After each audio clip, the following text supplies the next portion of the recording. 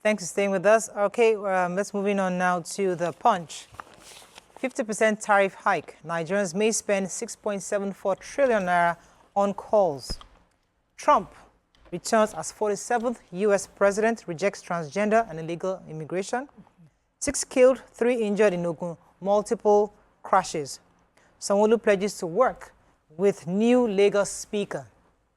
Court adjourns Dangote Refinery's 100 billion naira suit against marketers. And Niger explosion, death toll hit 98. Court condemns media trial, denies EFCC arrest warrant request, says Otudeko, others not properly served. Okay, let me start with Donald Trump. He has been officially sworn in as the 47th president of the United States of America. And the ceremony that happened yesterday, during his inaugural address, Trump outlined a bold agenda for his administration, touching on issues of gender, race, border control, economic reforms, and energy policies. And of course, the highlights of it was when he said that from his administration, there's only 2 genders that we recognize, male and female. I remember when my brother-in-law came in over the holidays, said they wanted to fill the form, and he was desperately looking for male and female. There was binary, there were so many other options, and he couldn't find male, and he was shocked. But did you see the applause? Yeah, I was shocked. I think there are people there, they are coming back to different I was shocked at the applause. There's always been people for and against. Trump asserted that the administration will have those 2 genders, and also he will end government policy of engineering race and gender into every aspect of public and private life. Henceforth, it will be the official policy of the United States that only 2 genders. Also, he unveiled plans to overhaul the trade system, and more importantly, he's obviously telling the borders they have to secure the borders to reduce the influx of immigrants coming into America. According to him, America will become a manufacturing nation. Once again, we will use our liquid gold, oil, and gas to bring prices down and fill our reserves and export energy worldwide. Not yet the war party declared. Huh? A lot of people... He declared a lot of war. He's going to take over the Gulf of Mexico. He's with Gulf of America. He's also called trade war on China. He said quite a bit. He said a lot of things. This is the first inauguration I was able to watch fully. I think the most amusing part was, when his people were clapping for him, and then the Biden side were just looking at him like this. There was one time Clinton was looking at him, what is wrong with this? Yeah, but that's democracy. That's what we should learn. My husband kept emphasizing that in Nigeria, other parties, people don't come to another party's inauguration. If another party win off, it's only their people that are at inauguration. But this is how democracy should be. All the Democrats were seated, and what they did not like, they did not clap. Heaven did not fall. What they liked, they clapped. The people that wanted to clap, people clap and stood up for their applause. Many years of their own democracy. No, you should stop back then. We are still resolving internal issues. Either we do it or we go back to our monarchy. But I think a lot of people voted for him because of that gender thing, because they didn't like that when you go to school, they're teaching children from a very early age choice. You can be you can make a choice. You can be an animal. You can identify as an animal. Come on. What I mean? Anyway, I wanted to take the go ahead. The 6 that were killed on Ogun in the Ogun multiple crashes. 2 road crashes that occurred in Lagos on the Lagos-Ibadan Expressway on Monday. One was a Benz, and the Benz, I think he lost control and then he tumbled to the other side.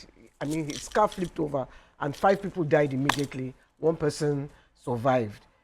The other one, he fell asleep at the steering and then he went head on into a granite-laden truck. So the road safety and the trace boss was saying that people should not drive when they're tired. They should try and be more attentive, and they should stop speeding. I think I shared the story. When I just got back from the US, then I was sleeping on the Terminal Bridge, and I parked the car to sleep. And somebody came. I was wondering. I was like, okay. I said, I was sleeping on there. I just wanted to park. I said, Okada rider will come and still rob you and see if you can't sleep here. Stand up. When I had learned that if you are tired, park the car and sleep. Because I do that. I do that. I was on the shoulder. Do you know that even if it's 2 minutes? It's just go a long way. Those filling stations on the Osho, the Apapa Expressway, thank you so much. I just drive in, park on one corner and sleep. They'll come and check, see that I'm sleeping, they'll leave me.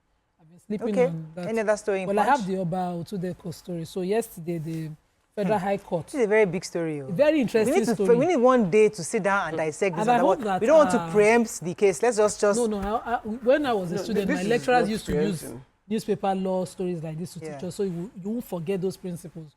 So yesterday, the EFCC went to court trying to get an order for a warrant of arrest on the parties, and the court was wondering, when you have not even served, you're not applying for substituted service, you have not tried to serve, you have not shown that you've tried to serve and service had failed. And the court denied them and said they should go ahead and substitute service, which means they can print the service of processes on the newspapers or paste it at the residence of every of the persons charged. But then the lawyer representing Dr. Otudeko says raised an issue of restraining parties from continuing media, irresponsible use of the media, and the court jumped on that as well and advised all parties to stop media engagement and all the journalists involved to ensure accurate reporting of court proceedings. They should stop this media trial. EFCC was also lambasted seriously for taking this matter to the papers before they applied for, they did the proper thing. They did not come to court, they did not serve, they did not, try to, but the media had reports. It's a sensitive case that they also need the media, because the truth is that some of these cases have people where they. I know, but so sometimes it's always important to carry the media along. It's better to report from court proceedings Yes, than to, than to start the praise- trial yeah, from the from papers. the papers, yeah. when they That's what start the we trial from the papers, they always lose. Yes. Because At the end of the day. what they do is a media trial, and it has no bearing on the court. But there's also defamation. When Yes. that defamation goes out and is accusing the person, and everybody There's will now quite start a carrying bit of it. defamation going on there. I mean, as I said, it's a very juicy story, but juicy. let's not talk about it now. Let us wait for. I mean, all of us, most of us have judged already. Even me say just to Why When you I say, even to See now. attach this kind of charges Me, I've to not judged. their personality. I'm still very optimistic. I know, because I'm keeping my fingers crossed that what you're thinking is not what I'm thinking. that what they have put out there is they have already assumed they're guilty, Guilty, yeah. without a trial. And so Yeah. people like me who will read it will say, what Don't should catch go them. on? Finally, Yeah. finally, Which is Okay, not right. Daily Sun, we move on. Yeah, I wanted to just say this. Farmer header crisis has been a thing for Nigeria, but we are having more states adopting the Ruga process. So there's something called the National Livestock Transformation Plan, popularly called Rural Grazing Area. There's now a new permanent secretary appointed for the Ministry of Livestock Development. It's a new ministry that was supposed to boost the development of livestock development and, more importantly, facilitate the areas that they would have this livestock kept. The settlements have been marked out. They said they would have health services, modern ranching, veterinary clinic, sustainable water in all these facilities. A few states have already implemented it. Borno, Yobe, Zamfara, Bauchi, Nasarawa have mapped out area for this land to be used for grazing. In Borno, they already have about 461 headers family under the Ruga initiative. In Plateau, however, they have ruled out involving those schemes. Now, that's the reason I took the story. If Plateau is ruling out being involved in the scheme, those are the areas where they really, really need it, except the government is saying all the headers within their community should move to a neighboring state where they will have facility for this, because we'll still have reoccurring header farmer clash within these states, Benue and Plateau State. And this project initiative is meant to solve that problem. So, let's... Okay, our final paper this morning is Daily Sun. Let's find a story we've not taken. Military kills Turji's son, several others and terrorists. World Bank debars 2 Nigerian companies' CEO for fraud. Niger tanker explosion, more tears as death toll rises to 98. High rates of expatriates working in Nigeria without permits, security risks, says NECA. Pacts without impact. That's how over 20 MOUs failed to boost Nigeria's food production. Okay, which story? Okay, so the World Bank has debarred for 30 months 2 Nigerian companies, Viva Atlantic Limited and Technology House Limited, alongside the Managing Director and Chief Executive Officer, Mr. Norman Buruk Didam. They said that these 3 persons misrepresented a conflict of interest in their bid documents and obtained confidential tender information from public officials, which constituted fraudulent and collusive practices. Now, this was tied to the National Social Safety Nets project in Nigeria. And so now this 30 months debarment is supposed to, be like a sanction that extends globally across all agreements for mutual enforcement.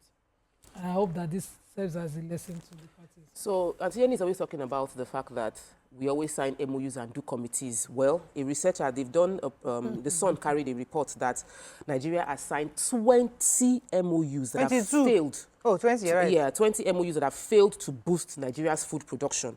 So signing MOU has been a very easy thing. They cited a particular example where an MOU was signed between the government of Norway, a deal of $4.5 million to support food and agricultural organization of the United Nations to address hunger in Borno, Adamawa, Yobe, and Taraba states. And we're waiting to see the results. They also said Nigeria signed an agreement far back as 2003 in Maputo, Mozambique, that they would be committing 10% of our total budget towards agric and food sustainability. Yes. And yet, how many years after, we are still dealing with lack of food, high food costs, because we are not implementing a lot of the MOUs we are signing. So it's easy to sign and congratulate ourselves for signing agreements. But what have we done with the agreements we've signed? After is the more MOU, important. we now do committee. I hope they don't come and mention Edo State inside this thing. Oh, They are called MOU states. Remember what I told you, committee? there were many. They listed a lot of them. He told us every time, YK. He says once or twice a year, he tell us. The goal of MOU is to come and drink tea. I mean, committee is to come and drink tea. There's nothing to be done. The committee to agree that there's nothing to be done. Finally, Trump says, I was saved by God As to in, make America great again. Oh, you gotta love that guy. he knows the right things to say. I'm He's a telling media, you, he loves media. he just went straight to People went missing. the... You see, some radio stations now took the inauguration. Nigerians now had opinion. Yeah. He's a wicked man. No, he's a good man. This morning, one woman called and said, Nigerians, leave the country and face your own country. It's not your business. So. I tell you, I wonder why we are all arguing About Trump, right? That is the some largest. TV stations were even carrying it like Nigeria. I'm like, with all what is happening in this country, imagine in you are going to Nigeria. America. Better leave America and face Nigeria. And another comment was like, he's doing what is good for his people. Somebody that answered him. But actually, this is what is good for his own people. You people will have problems. Even the... Your whole president The does fact that something he's is not using good for his God. people. Yes. If it was Nigeria, somebody would say, oh, Yeah, he has he's brought tilting God towards inside. Christianity, or someone is tilting to Islam. Ordinary summit, the president went for summit, Islamic summit. Suddenly, he wants to Islamatize Nigeria. I'm thinking, I mean, We're being too our sensitive. democracy is so infantry that we need to, that we should really recalibrate how we think in this place of the part of the world. We understand that many Nigerians don't understand. Have you thought that maybe democracy is not for us? I've always said that, YK. If you've known me long enough on this show, Yes. I've always You've said that said it. same thing You've said it. consistently for many You've years. said it. That the democracy we practice in this our country needs to be modified for our people. It's not the same democracy they're practicing there, because obviously we need a bit that of we leash. used to beat ourselves anyhow. We need a bit of leash. Is that democracy? Yeah. It's that their own democracy is too liberal. There's no leash. Here, we need a bit of leash. Anyway, it's not our hot topic. Maybe we should make it our hot topic. Let's go on a very short break. When we come back, we want to our special feature. Stay with us. We'll be right back.